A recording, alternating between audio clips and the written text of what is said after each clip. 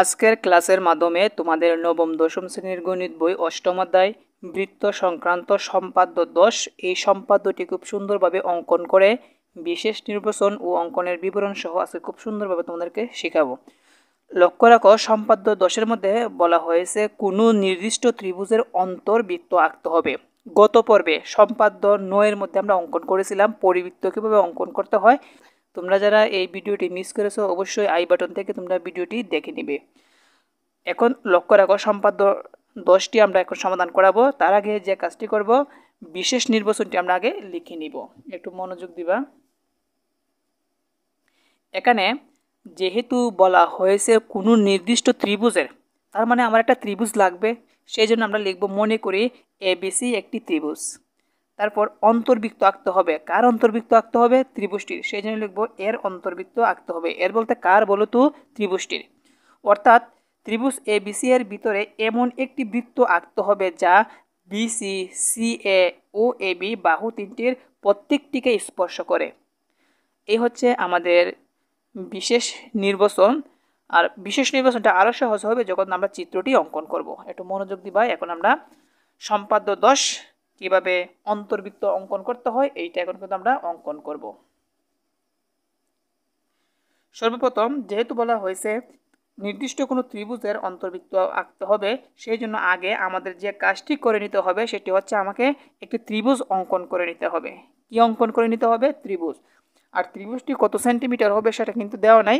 আমরা যে কাজটি করব, আনুমানিক করে আমরা ত্রিভুজটি অঙ্কন করে নিব। মনে করো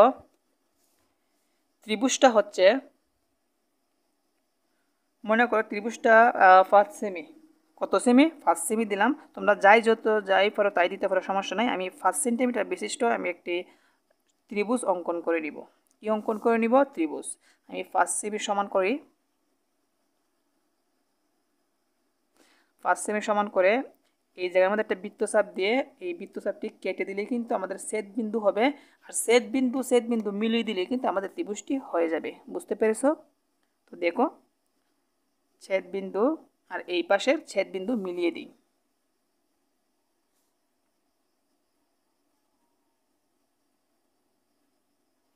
এই হচ্ছে আমাদের ত্রিভুজ এবং ত্রিভুজের নাম হচ্ছে এবিসি। তো আমরা দিব এ বি সি।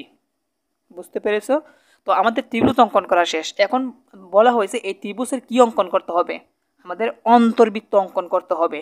তো অন্তর্বৃত্ত অঙ্কন করার সিস্টেমটা হচ্ছে, এখানে কোণ যে বি আছে এই বি কোণ এবং কোণ সি কে সমদ্বিখণ্ডক করতে হবে। তো দেখো, তুমি সমপরিমাণ ব্যাসার্ধ নিবা। এভাবে সমপরিমাণ ব্যাসার্ধ নিয়ে বি কোণকে কেটে দিবা। কি করবা? বি কোণকে কেটে দিবা। ঠিক সেম সমপরিমাণ নিয়ে এখানে সি কোণকে তুমি কেটে দিবা। ঠিক আছে? আচ্ছা, আমি একটা একটা করে সমদ্বিখণ্ডক করি। আমি এটা পরে করি। দেখো, এখন এখানে যে আমাদের দুটো বিন্দু হয়েছে, এই দুইটা বিন্দুর দেখো এটা হচ্ছে সম্পূর্ণ বিন্দু। ঠিক আছে? তুমি কি করবা? অর্ধেকের সাথে বেশি ব্যাসার্ধ নিবা। অর্ধেকের সাথে বেশি ব্যাসার্ধ নিয়ে এখানে একটি বৃত্তচাপ দিবা। আবার ওই পাশে বিন্দুতে লাগিয়ে এই বৃত্তচাপটাকে কি করবা? কেটে দিবা। দেখো আমি কেটে দিয়েছি। কাটার পরে কিন্তু আমরা এভাবে মিলিয়ে দিব। ঠিক সেমভাবে আমরা যে কাজটি আবার করব, এখানে সিকে আমরা কি করব? সি কোণকে সমদ্বিখণ্ডক করব। তো দেখো, সর্বপ্রথম আমরা চাপ দিয়ে দিব। চাপ দেওয়ার পর অর্ধেকের চাইতে বেশি, কি বলেছি? অর্ধেকের চাইতে বেশি ব্যাসার্ধ নিয়ে, দেখো আমি অর্ধেকের চাইতে বেশি করলাম। করার পর এই জায়গার মধ্যে একটা বৃত্তচাপ দিতে হবে এবং এই বৃত্তচাপটাকে কি করতে হবে? কেটে দিতে হবে এই জায়গার মধ্যে লাগিয়ে। দেখো বৃত্তচাপটাকে আমি কেটে দিলাম। এখন যেদিকে যায় ওই দিকে আমরা মিলিয়ে দিব।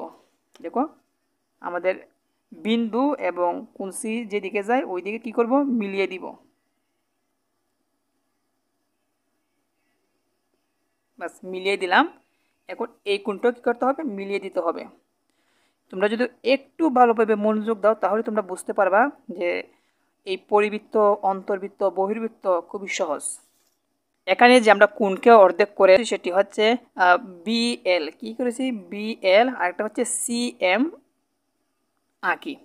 তুমি চাইলে যে কোনো অক্ষর দিতে পারো, কোনো সমস্যা নেই। এবং এই বিএল ও সিএম পরস্পর ও বিন্দুতে ছেদ করে, কোন বিন্দুতে ছেদ করে?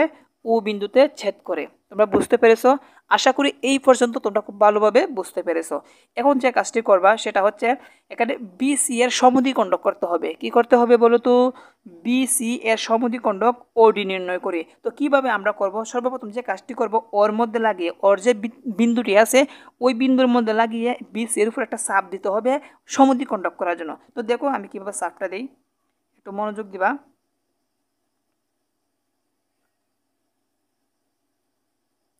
শিক্ষার্থী বন্ধু লক্ষ্য, একটা চাপ দিলাম। এই হচ্ছে আমাদের একটি চাপ। দেখো এই হচ্ছে আমাদের একটি কি চাপ। আশা করি চাপটা তোমরা ভালোভাবে বুঝতে পেরেছো। এখন চাপ দেওয়ার পর কিন্তু দুইটা বিন্দু হয়েছে। কয়টা বিন্দু হয়েছে বলো তো? দুইটা বিন্দু হয়েছে। একটা হচ্ছে এই একটা বিন্দু, আরেকটা হচ্ছে এই আরেকটা বিন্দু। কয়টা বিন্দু? দুইটা বিন্দু। এই দুই বিন্দুর মধ্যে অর্ধেকের চাইতে বেশি ব্যাসার্ধ নিয়ে আরও দুইটা বৃত্তচাপ অঙ্কন করব, তাহলে কিন্তু আমাদের বিসি এর সমদ্বিখণ্ডক হয়ে যাবে। প্রথমে আমি এই বিন্দুর মধ্যে লাগালাম, লাগিয়ে অর্ধেকের চাইতে বেশি, এই হচ্ছে অর্ধেকের চাইতে বেশি, বেশি নিয়ে এই জায়গার মধ্যে একটা বৃত্তচাপ বির মধ্যে লাগিয়ে বৃত্তচাপটিকে কেটে দিই, তাহলে কিন্তু আমাদের সমদ্বিখণ্ডক হয়ে গেল। বৃত্তচাপটিকে কেটে দিলাম, মধ্যবিন্দু আর ওর মধ্যবিন্দু মিলিয়ে দাও, তাহলে কিন্তু আমাদের বিসি এর মধ্যবিন্দু নির্ণয় হয়ে যাবে।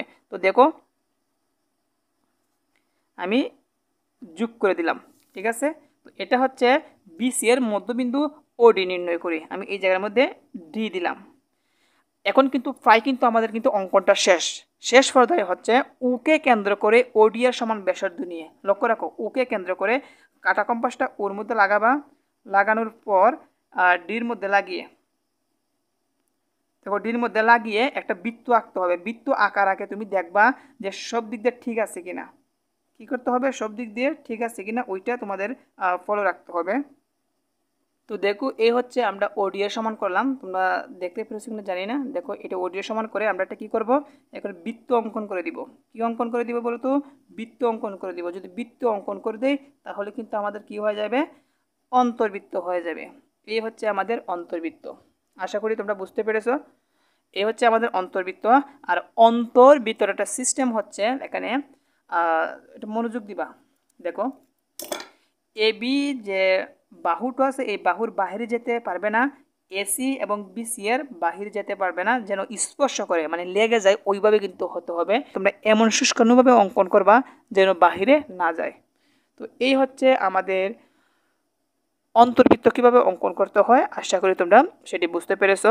তো দেখো বিশেষ নির্বাচনের মধ্যে তোমাদেরকে বলেছিলাম যে এমন একটি বৃত্ত আঁকতে হবে যা বিসি, সিএ, এবি, দেখো বিসি হচ্ছে এইটা, সি হচ্ছে এইটা, এবি হচ্ছে এইটা। এই তিনটা বাহুর মধ্যে দেখো এই বৃত্তটা যে আমি রাউন্ড দিয়েছি, এই বৃত্ত দেখো এই জায়গার মধ্যে স্পর্শ করেছে, এই জায়গার মধ্যে স্পর্শ করেছে, এই জায়গার মধ্যে স্পর্শ করেছে, ঠিক না?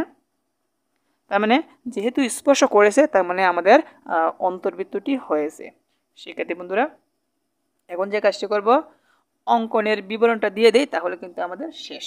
অঙ্কনের বিবরণটা লক্ষ্য রাখো। আমরা যে কাজটি করেছি, প্রথম বি কোণকে আর সি কোণকে সমদ্বিখণ্ডক করেছি, সেই জন্য লিখব কোণ এ বি সি ও কোণ এ সি বি এর সমদ্বিখণ্ডক বি এল ও সি এম আঁকি। এরা পরস্পর ও বিন্দুতে ছেদ করে, তো লিখলাম মনে করি তারা ও বিন্দুতে ছেদ করে।